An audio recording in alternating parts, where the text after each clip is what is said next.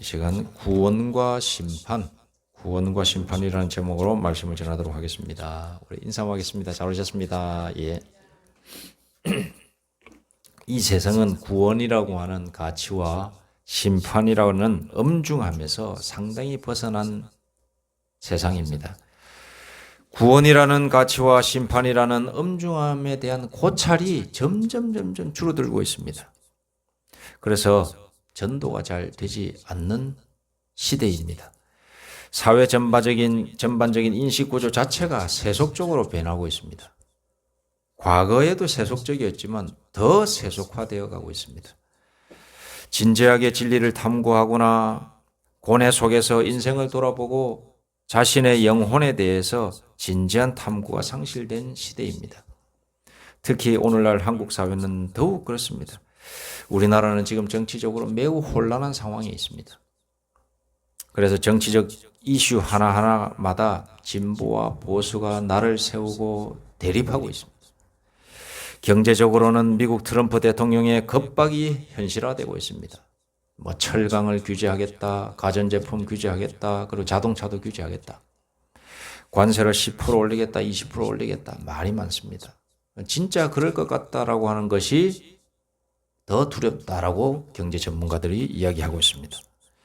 또 미국 트럼프는 제품을 팔려면 미국에 와서 팔아라. 미국에서 공장 지어가지고 생산해서 팔아라. 이렇게까지 이야기하고 있습니다.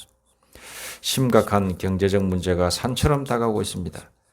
그래서 그런지 우리의 관심은 정치적인 것, 경제적인 것에 함몰되어 있습니다. 그러나 우리가 정작 생각해 보아야 할 문제는 무엇입니까? 예수님이 이 땅에서 사역할 당시 2000년 전 유대 땅의 상황은 어떠했습니까? 오늘 말씀은 예수님께서 하신 대제사장적 기도라고 하는 제목이 붙어있는 요한복음 17장의 말씀의 첫 부분이 되겠습니다.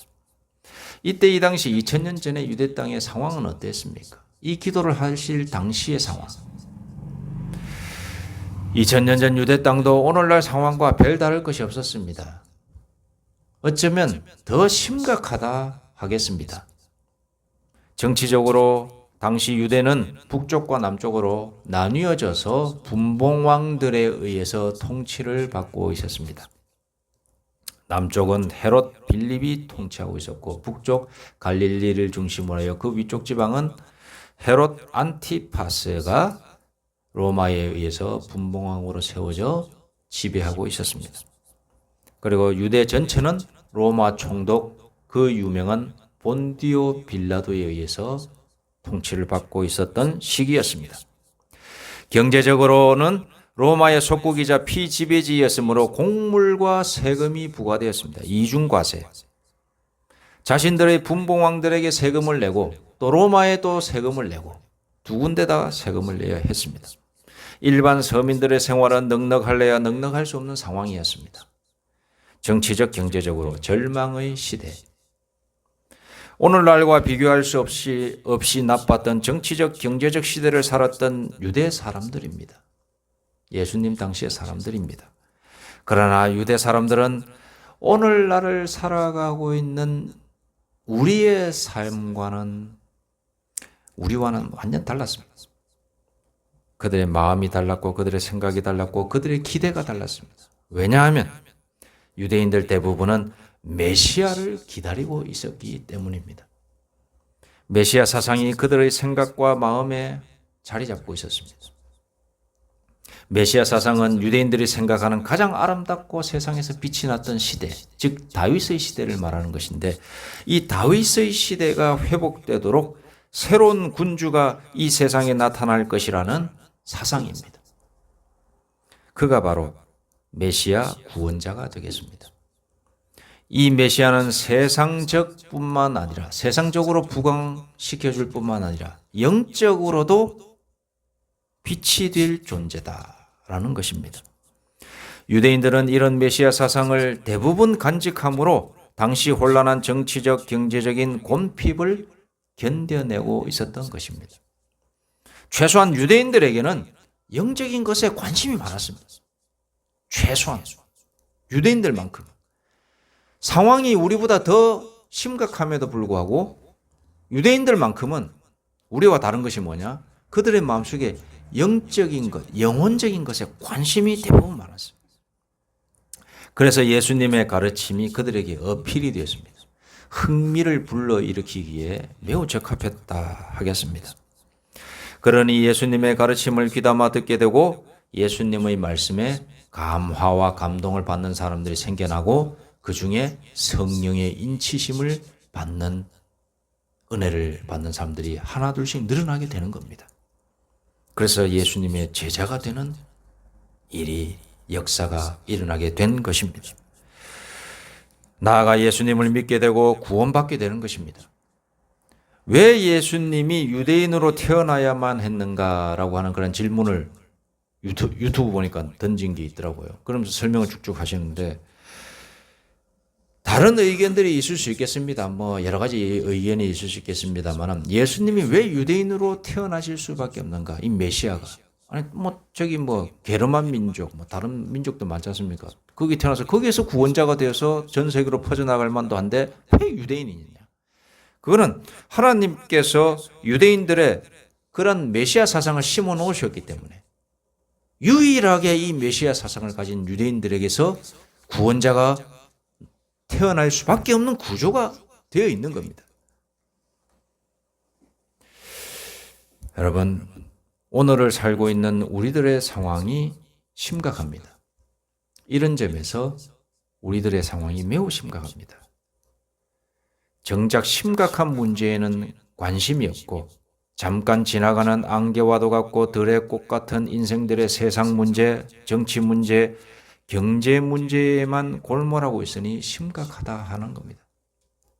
유대인들은 지금 유대인 아닙니다. 2000년 전에 예수님 당시의 유대인들은 최소한 우리보다 더 심각한 세상 문제, 경제 문제, 정치 문제가 있었음에도 불구하고 유일한 소망과 우리와 차이는 뭐냐? 그들에게 영적인 데 관심이 많았어요.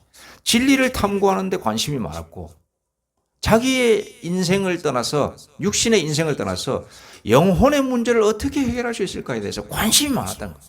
그런데 오늘날 심각한 것은 뭐냐? 경제적 문제도 있고 세상 문제도 있고 정치 문제도 있고 경제 문제도 있는데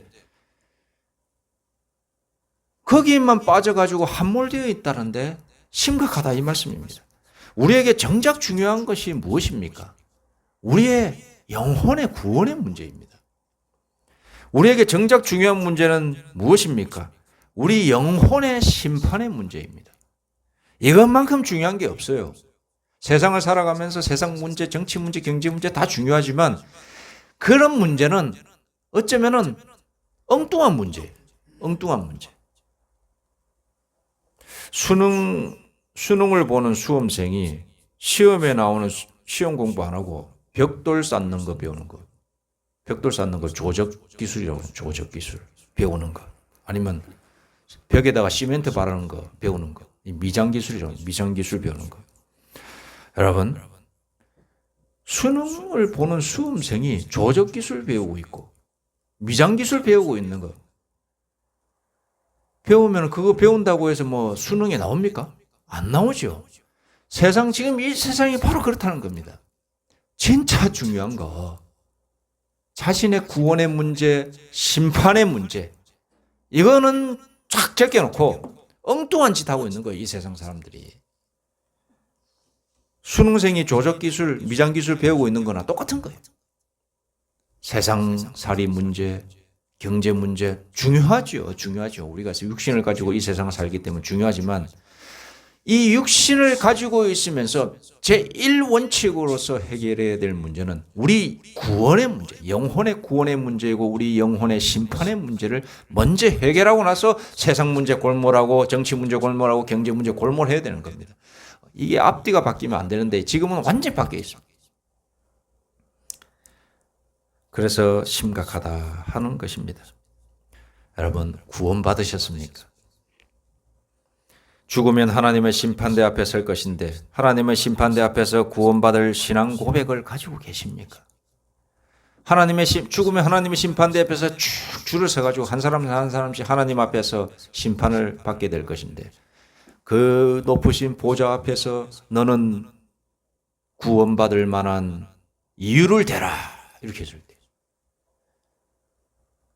이유를 댈 수 없으면 답을 가지고 있지 않으면 절망의 지옥으로 떨어지게 되는 겁니다. 하나님의 나라의 문으로 들어가는 자는 오늘 말씀에 나오듯이 3절 말씀 영생은 곧 유일하신 참 하나님과 그가 보내신 자 예수 그리스도를 아는 것이니라. 하나님을 믿습니다.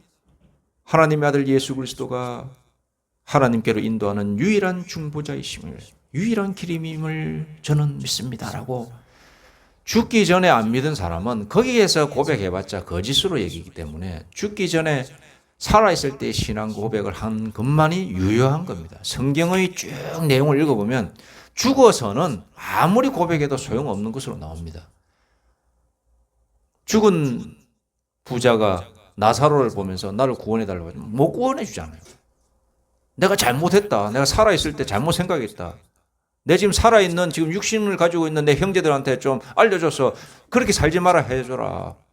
소용없잖아요. 죽으면 소용없는 겁니다. 죽어서 고백하는 거 하나님께서 유효하게 생각하지 않습니다. 죽기 전에 우리 영혼의 구원에 대해서 예수 그리스도를 압니다. 하나님의 심판대 앞에서 하나님을 믿고 하나님의 아들 예수 그리스도만 나의 유일한 구원자십니다. 고백을 해야 가서 자동으로 하나님께서 건져주시는 이유가 되는 것입니다. 여러분, 이 문제를 살아있을 때 심각하게 고민하고 해결하시기 바랍니다. 늦기 전에 해결하시기 바랍니다. 예수님께서 이 문제를 비유로 설명하신 적이 있습니다. 이것이 얼마나 이 살아있을 때 가지는 것이 귀한가에 대해서 비유로 설명하신 적이 있습니다. 그것이 뭐냐? 보화와 진주 비유. 마태복음 13장 44절에서 46절에 보니 이렇게 되어 있습니다. 천국은 마치 밭에 감추인 보화와 같으니 사람이 이를 발견한 후 숨겨두고 기뻐하며 돌아가서 자기 소유를 팔아 그 밭을 사느니라. 여러분, 구원과 심판이 보화라는 것. 보화와 같다. 그리고 45절 46절에 보니 또 천국은 마치 좋은 진주를 구하는 장사와 같으니 극히 값진 진주 하나를 발견하며 가서 자기 소유를 팔아 그 진주를 사느니라. 공통적인 말은 자기 소유를 판다는 거죠. 구원과 심판은 밭에 감추어진 보화입니다. 진주입니다.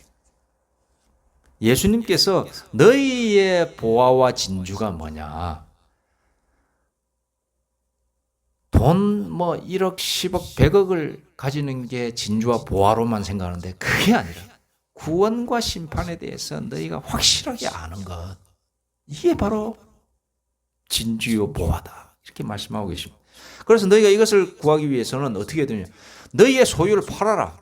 그 소유가 무엇이냐? 나의 시간과 나의 노력과 나의 관심과 나의 에너지를 들여서 구원이 무엇인지, 너의 영혼의 심판의 주관자가 누구신지 깨달아라.